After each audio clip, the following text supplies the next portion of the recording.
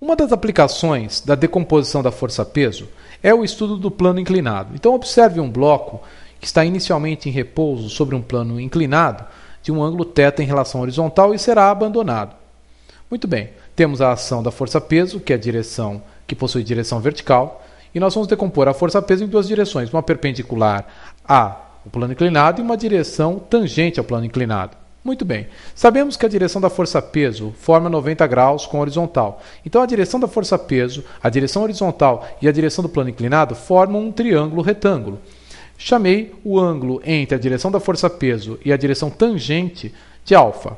Ora, θ mais alfa é 90 graus. Afinal de contas, a soma desses dois ângulos com 90 graus deve dar 180 graus. Muito bem, então são ditos ângulos complementares. Ora, mas a direção normal e a direção tangente também formam 90 graus entre si. Portanto, se este ângulo é alfa, este ângulo é θ. Portanto, a direção da força-peso forma com a direção normal ao plano inclinado o mesmo ângulo que o plano inclinado forma com a direção horizontal, no caso θ. Muito bem, vamos decompor então a força-peso. Pn, peso na direção normal, Pt, peso na direção tangencial.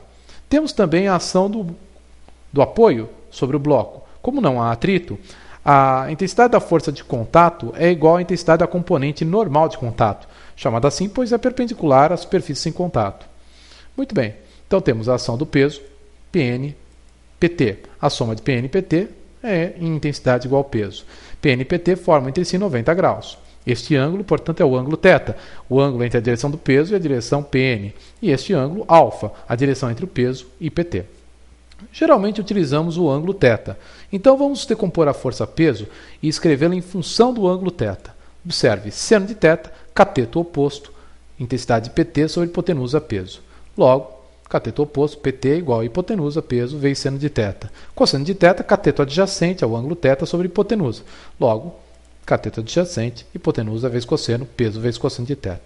Então, na direção paralela ao plano, temos que a resultante das forças, neste caso, observe bem, é igual ao Pt. Não há nenhuma outra força agindo na direção do plano. Nesse caso, o bloco começará a descer acelerado, rampa abaixo. Muito bem, força resultante, massa vezes aceleração, segundo a lei de Newton. Pt, P seno de θ, mg seno de θ.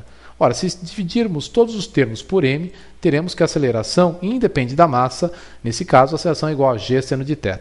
Agora, na direção normal ao plano, não há nenhum tipo de aceleração. Há equilíbrio na direção normal ao plano. Então, entendemos que a intensidade da normal é igual à componente Pn. Então, normal, nesse caso, é igual a mg cosseno de θ.